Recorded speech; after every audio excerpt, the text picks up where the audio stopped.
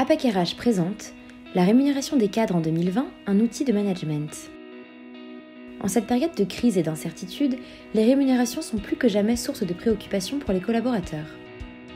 La rémunération brute annuelle médiane des cadres s'est stabilisée à 50 000 € en 2019, après 2 années consécutives d'augmentation. Découvrons ensemble les évolutions de la rémunération des cadres. Tout d'abord, il est intéressant d'observer les évolutions entre 2018 et 2019 par secteur d'activité.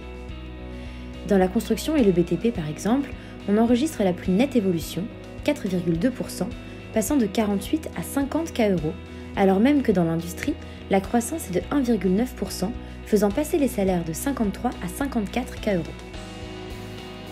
Par ailleurs, en 2019, 10% des cadres, tous secteurs confondus, gagnent moins de 36 K €, alors que 80% ont une rémunération comprise entre 36 et 85 K €.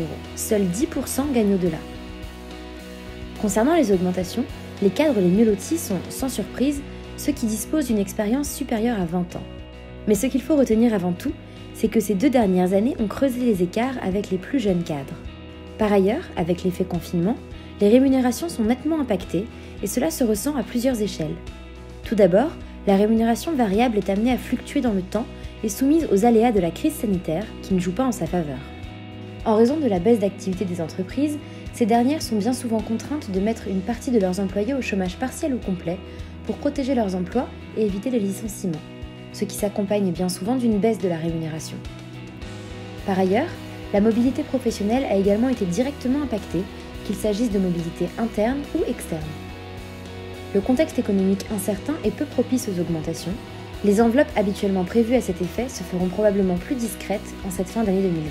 Enfin, l'intéressement et la participation, intimement liés à la santé financière des entreprises, sont également très affaiblis par ces temps difficiles et inédits.